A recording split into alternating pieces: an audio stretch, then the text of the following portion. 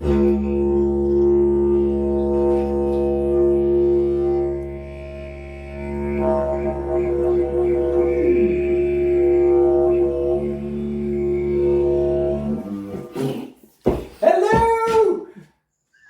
Hi. Hello, Hey. everyone. That is wonderful. Good day, mate. Good day. Good day, Mike. Good day, Mike. Yes. We're happy to have an Australian edition today. So, welcome everyone. Friday Ketchup, the Australian special. And we have two wonderful guests. Of course, Christopher and I are very, very honored to have our own colleague, Mary Martin. I'll ask you to introduce yourself shortly. And we have a super special guest, because Mary is not even a guest, even brought a guest. And that's Malcolm Hamilton of SAP. So let me start with our guest's guest. Malcolm, can you please introduce yourself? Of course. By the way, Emil, awesome that you can actually play the didgeridoo. I can't tell you. Super impressed. Wow. I couldn't. My name is Malcolm Hamilton. I'm Global Marketing Director for SAP, what we call the SAP Global Digital Academy. Oh yeah. So, as the name suggests, we're a small team of subject matter experts that provide, I use the word training loosely, but we tend to call them empowerment programs for our partners around the globe. Oh, wow. To help partners generate demand themselves using leading edge best practices, marketing best practices. That's fundamentally what we do. I do. Okay, well, we definitely should talk further about that subject because, as you might know, I'm responsible for training and certification within SUSE for EMEA and APJ. So very, very curious for the empowerment program of Yeah, SAP. and I used to be, before I went into community management and social stuff, I used to be partner executive. So that's going to be a really, really interesting topic, because partners are kind of what our world evolves around, and there's nothing better than a good partnership and a vibrant community around it. So, looking forward to that.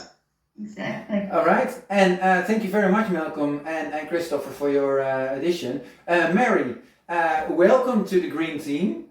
How long are you with us, and what did bring you to Susan? Oh, okay. So yes, Mary Martin. I've been with SUSE for just under 3 months as head of marketing for APJ. Mm-hmm. What brought me over was the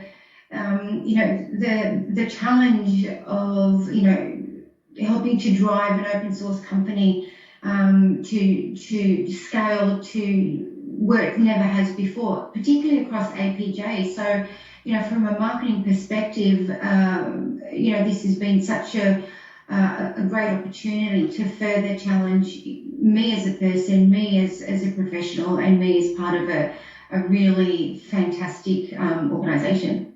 Wow. Okay. Well, thank you, and very, Welcome very to welcome. the Green Team. Yes. Thank you. I have my little chameleon just there in the corner. Oh yeah. Don't you I don't know if you can. in Australia have kind of wild chameleons? You'd think so. You'd think so. I believe some parts of the world think that we're sort of dodging kangaroos as we go to the corner shop, but not here. Well, we don't walk on clocks either anymore in the Netherlands, so that's about the same thoughts. Hey, so what should we talk about? What I'm really curious for is, let me go into the empowerment program of SAP. We're not going to talk about technology too much. Oh, Christopher, you want to say something? Yes, because while you're delving right into that topic, because as mentioned, while I was a partner executive, I was walking around the world and I was telling kind of my partners the actual value in SUSE and working together with me is that I'm the enabler for their business. So you have a server, you put an operating system on it, and then depending on what you want to do with your server, I can enable all of the rest of your portfolio, for example, including SAP. If you want to run SAP as a software, SUSE will enable that for you. And it's super interesting because you said empowerment. So what's kind of the view behind that? I did enablement, you do empowerment. Exactly. Well, if the question's directed to me, the reason why we use the term empowerment, frankly, it's training. A single word has different meanings to different people, right? Training suggests we're speaking to people that lack knowledge. It's not that they lack knowledge, it's that they lack contemporary knowledge on best practices. So often, very often, we have very smart senior executives in a room, or used to be in a room, of course, pre-COVID. Now it's virtually very smart, and it's my job to bring that collective intellect out. The power and the magic of these sessions that we deliver is bringing together the collective intellect from those people, challenging convention. What used to work certainly doesn't work anymore. What does work now? And I mean, marketing technology is moving like an express train. Yeah. The challenge for any business today is to keep up.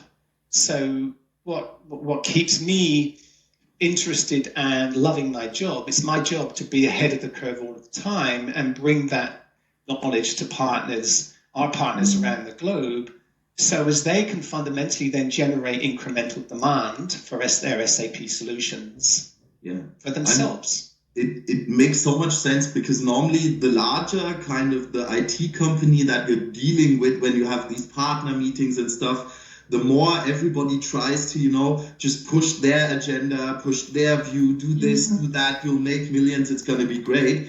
But the background of empowerment is so much more. It's a knowledge transfer, like you just said, like actually taking the knowledge from somebody I know that he has and adding it to my own view, to my own portfolio. Wow, absolutely.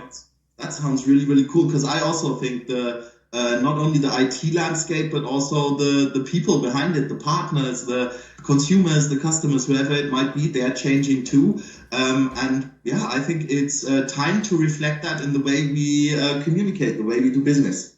And if I may just add a little postscript to that, I had the good fortune of meeting 4 senior executives from SUSE at our head office in Waldorf back in October, November last year. They were part of a group of 15 senior execs, and we spent 2 days together in a room doing precisely this. And at the end of it, 2 of your colleagues from Europe came up to me and said, "Wow, this was extraordinary, and it's not coming from me; it's coming from the room." Nice. So all I'm doing is facilitating, and it was super cool. And that's the part that I find the best fun is bringing the collective knowledge into a single cohesive brain that we all learn from. Right? The power of many. Yeah. The power of many. That should be kind of right down your alley, on your side. Exactly. Hey, and Mary, you are now 2 months with SUSE. I would like to hear from you, what in those 2 months, what has surprised you the most in being with SUSE? I think, having come from SAP where, it is a large organization, I think what I found so refreshing is the communication from all corners of the world, from global, from regional, from community, from, pre-sales. It's just such a, it's just a platform where everyone is so collaborative. And even, the communications, there's no hierarchy, which I find really great. Is, if you want to say something, someone's going to listen. If you want to say something to, someone senior and global, all is open, which is really refreshing. In that, transparency of information that, me at a regional level can then also, communicate to the region. I find, I was really surprised that there was such a transparent organization. Mm-hmm. Yeah. And thank you very much. And can you say something about a partnership between SAP and SUSE? Yes. I think the partnership is, it's a fundamental part of who we are. I mean, not just SUSE and SAP, but SUSE and, our entire channel ecosystem. It's, like Malcolm mentioned before, it's, or like you did, Emil, it really is the power of many and working together, to empower people to make the right decisions, whether it's, how they're going to market and create demand, or how they're going to grow their business and how they're going to be competitive. One of the reasons I, also wanted Malcolm join us is, for 3 years we've had this great open, relationship where, he has been my mentor, he's become my friend, and he's always challenged me to try and find out something that he doesn't know. But I find that very hard because he's a man that is such an expert at what he does that, I'm just in awe of Malcolm, and, what I've learned from him, I'm now able to, apply in this role. And also as I work with our entire channel ecosystem, is pass on that knowledge as well. I don't think you're ever a master of anything when it comes to marketing. You have to surround yourself by incredible people, like Malcolm, and continually read, continually educate yourself. So, you try and be a little bit ahead of the game. Oh, wow, yeah. So the send you the check. The check's in the post, Mary. Okay. Okay, so that's clear. That's where we are now with the partnership. Yeah, thank you very much for that. So if I would say this is where we are now with the SAP and SUSE partnership, which is already quite strong, as you said, 2 days with executives in one room, that's already quite a thing on top of the partnership we already have. But then my question is, where's the ambition of SUSE and SAP partnership? Where do we want to be in 3 years' time with SAP and SUSE? Oh, can I shove one little point into your question, Emil, which is what's your view, not so much the SAP view, but your view, Malcolm, on open source? Why is that cool, Why is that also an enabler, something that can empower? Well, frankly, look, there's this big word, the cloud, right? Ooh, yes. Okay, and let's lay it on the table. Our CEO 2 weeks ago went to the market and made some very definitive statements about SAP's transformation. Right? Yeah. And I take my hat off to him. I thought, it was a very brave thing to do. The stock market reacted accordingly. However, if you watch the stock right now, it's going back up again. Now, the bottom line is what he said is fundamentally correct.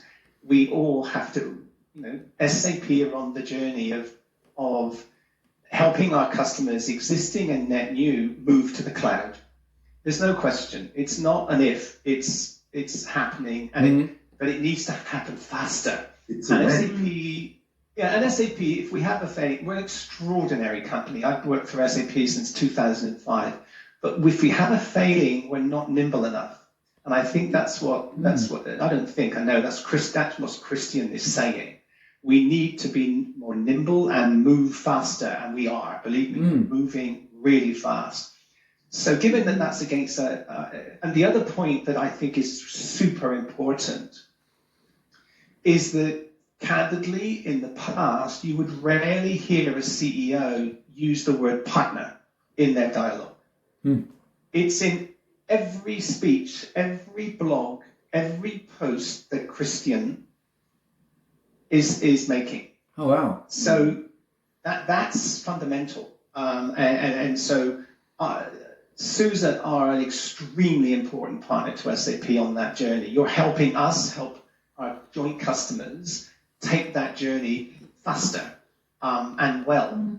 I won't use any cliches, any marketing taglines, but suffice it to say that we cannot do it. We cannot do this without organizations like SUSE. We just can't. I mean, if there are business people watching here, I'll break it down for you. Why? Without technology, it's a really, really great thing, this partnership. We're both German companies. We both started very, very small at a time when computing was only advancing.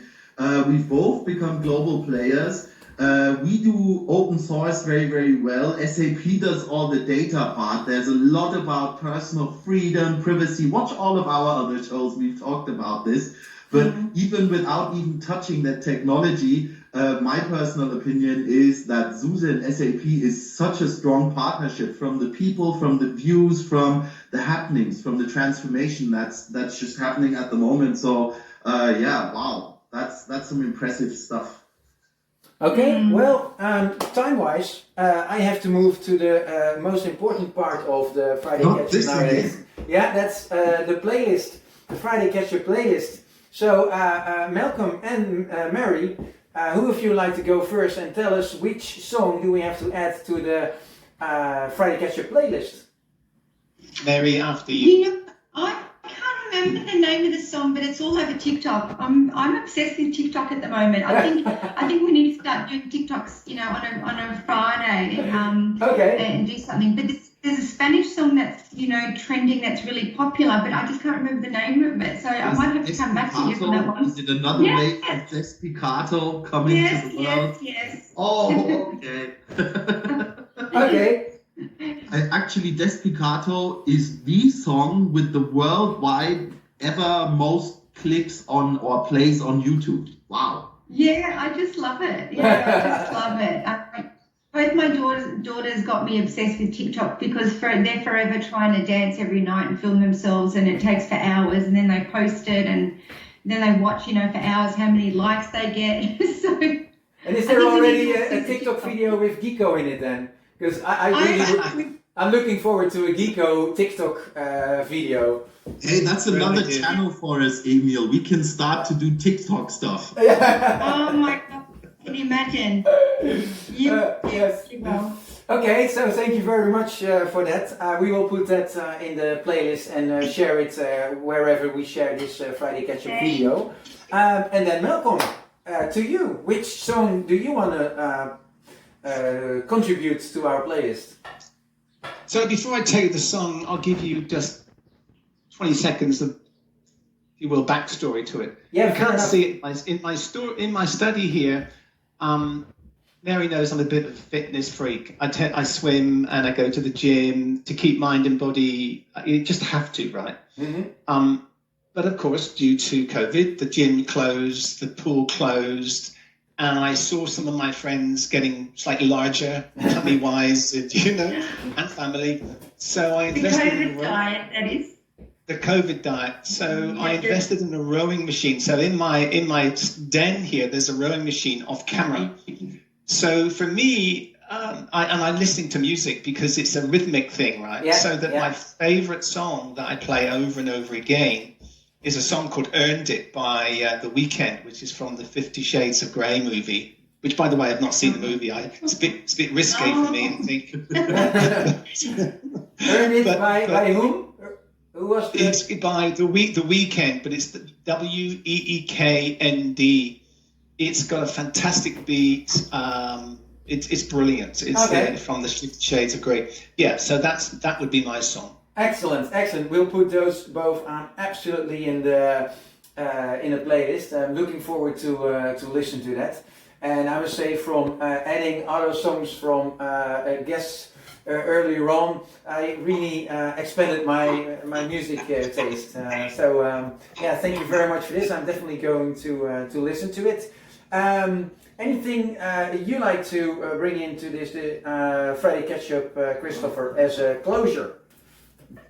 Well, one thing maybe, I know you're always on the timeline, but the thing I think is really great, and we've seen this happen in the Friday Catch-Up, and especially with this episode, because actually I was having a business call with Mary and one of our colleagues, Phil, to talk, about business and the region, and it was about community. And then we had this idea, hey, Mary, don't you want to come onto the Friday Catch-Up and have a feature? And she was all up for it. And the coolest thing happened, which was, hey, can I bring a guest? And that was really inspiring. And thanks, Malcolm. That was awesome insight today. But one thing I just want to highlight is this is community. You know, people, we've been talking a lot about the topic. Everybody who knows me, who knows the Ketchup, knows it's very important to me. But it doesn't always have to be these, you know, big monumental things, but it's sometimes stuff like this. This is community. This is beautiful. Like Malcolm said today,